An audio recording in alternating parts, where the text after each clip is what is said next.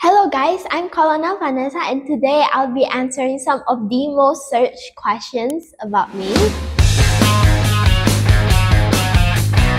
So I guess we can get this show going. Okay, I'll take the first one. Okay, so I'll be peeling off the tape for the first question. So first question, what motivates Vanessa to keep moving forward every day? So I think to answer this question, this is actually a really deep question, and I think what motivates me the most is my desire to be successful in the future, and that my parents and my friends and my teachers keeps motivate me and keeps reminding me of my goal. Okay, so next question. Oh my god, this is a big chunk of tape. How does Vanessa deal with self-doubt or fear before speaking or making big decisions? To be honest, that is me when I do every speaking project. I was like, okay, can I pass this project or not? So most of the time, I will always say to myself that it is okay and that I can do it. And if I am really that unsure, then I'll just ask my trainers if this is how you do it. Okay, so third question. What was the turning point that shaped who Vanessa is today? A turning point? Okay, so I think the biggest turning point in my life was when my mom forced me to join SML1 and that I had no choice to join it because when I first joined, I didn't want to and I thought that it wasn't fun. But after joining, I felt that it was very nice and now I like public speaking and I find it enjoyable and fun actually. And okay, moving forward. Another big chunk question. If you could shrink anything to the size of a coin and bring it with you, what would it be and why? Shrink anything to a coin? Shrink anything to the size of a coin that is this small. Can it be shrunk back? Can it go back again? So to answer the question, I think I would choose a laptop or a tablet because it would be more portable that way. Or to be honest, any electronic devices except for like earbuds and phones because it's small enough. But other than laptops and iPads, I think power banks could be a good option because power banks are really heavy and they are an essential that you need to carry around every day. So if it was shrunk to a tiny coin, and it could be as functional as a normal power bank, so like why not? Okay, so moving on to the next question, which is question number 5, which is, what personal habits help Vanessa grow and which ones actually hold her back? Okay, so I think, ironically, I think it would be the habit of procrastination because it can hold me back. Obviously, it's going to hold me back from doing my tasks on time. But I think one good thing about procrastination is that it can help me learn how to work under pressure. Okay. Next question, the 6th question, which is, what kind of feedback has Vanessa ignored that could actually help her improve? Kind of feedback that I have ignored that could actually help her improve. Okay, so actually, one of the feedbacks that my trainer gave me was that to use a lower pitch vocal dynamics, especially when it comes to me selling something. That's what my trainer gave feedback when I was doing my Lieutenant Colonel Project 9 and 10. But then as I was doing real stage, I completely forgot about this. AKA, I got too excited that I used high-pitched voice.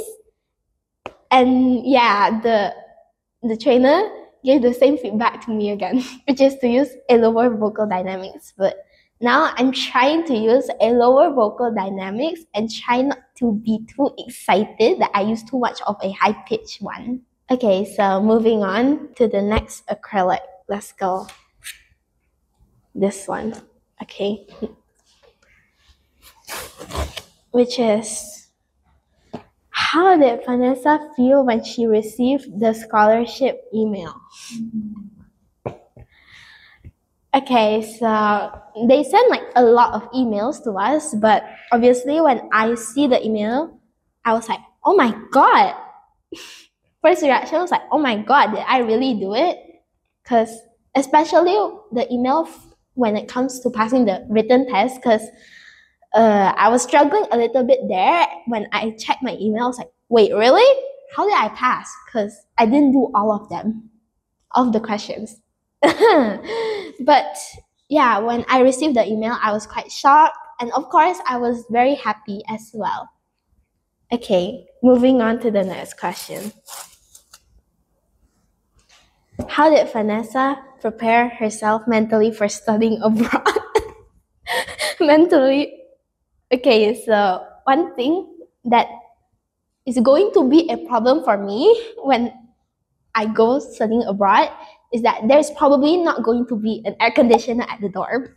So to mentally prepare myself for the torture of not being able to sleep without an air conditioner, I've been trying to sleep without an air conditioner for 3 months already, and somehow I survived.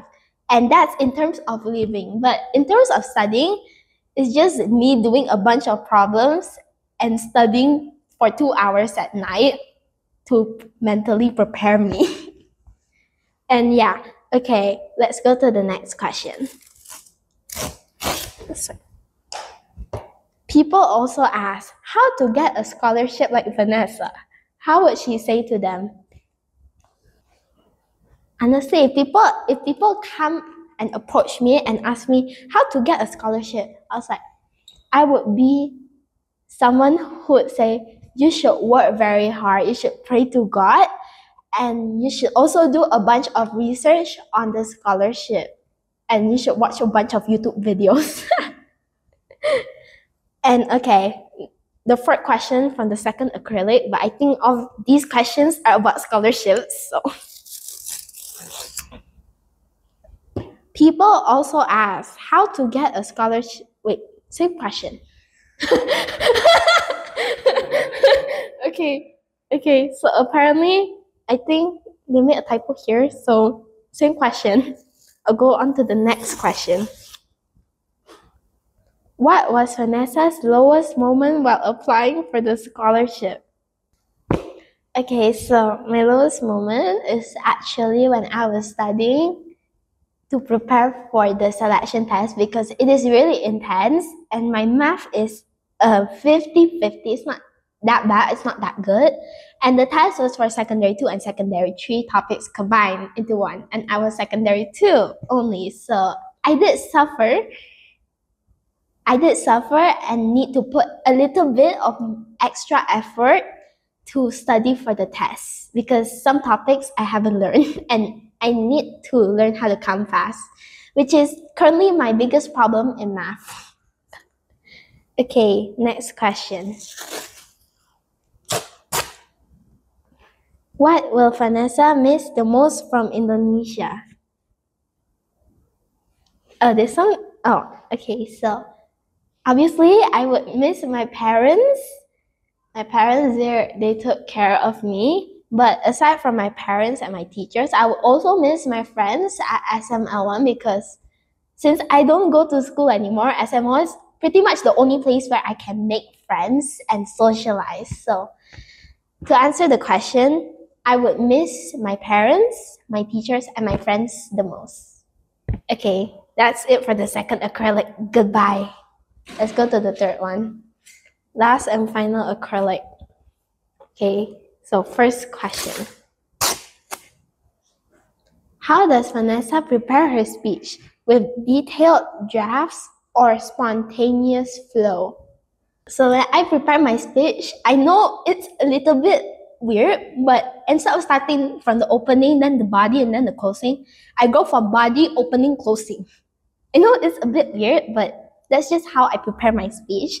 And when it comes to writing a speech, usually I would write the main points down, and then when I have something, an idea, I will write like something, main points in brackets, and then I'll develop it into a detailed draft. Yeah, that's pretty much how I prepare my speech. I just make main points, and then if I have time, I'll make it into detailed drafts. But if I forget my script, then I just memorize the main points, because I don't need to memorize every single word of a script because I would really struggle at that. Okay, so next question. Does Vanessa think vocal dynamics or body language is more important, and why? Okay, so I think both of them are equally important. Vocal dynamics can be used to enhance a message or can show emotion and connect with the audience, while body language can help show what you're thinking, can help the audience to visualize what you're thinking. So I think both of them are equally important. Okay, third question. What message would Vanessa give to younger trainees at SML1? Okay, so fun fact, I was in junior for a year before I went to youth. And I think the biggest difference between juniors and the youth is that the juniors, they don't want to volunteer themselves for speakers. But in youth, they want to do their speaking projects. So if I want to give a message to the juniors out there, I would say that you should do your speaking projects, because when you're in youth, it's going to be really hard to do your speaking projects, because there's probably going to be a lot of people in the room. So when you're junior, I suggest you to just do your speaking projects. Okay, so the fourth question. Okay. Will Vanessa come back someday to inspire other students? Yes, I will. I will come back.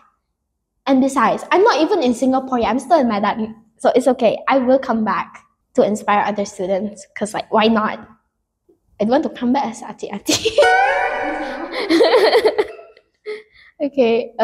Okay, so next question. Why is it so tight, this one?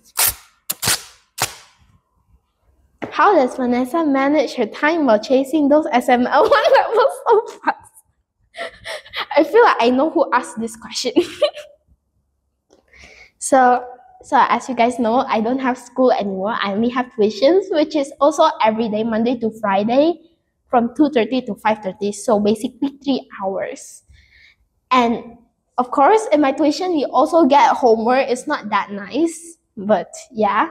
But usually at night or at the morning, I will just do my speaking projects. And usually I will see the table of contents, which projects are there for each level, and then I see what the time is for that project, so I can make sure that the class doesn't go home late, because we don't want that and it is not nice. So in conclusion, I would usually do my projects at night, and at the morning, I'll draft and I'll see the table of contents first to see each of the time. Okay, last but not least, the final question. Is it better for Vanessa to be perfect and late, or good and on time? Why? To be perfect or late and late? Oh, okay. I think I would prefer to be good and on time, because nobody is perfect. So I'm the person who will get very mad if someone doesn't shows up on time. So So if we want others to show up on time, I feel like we have to show up on time ourselves, or else we won't have a right to get mad at them. So I would choose to be good and on time. And that will be it for today's show. Thank you for watching, and if you have any more questions, you can write it at the comment section below. Bye-bye. SML1, more than just public speaking.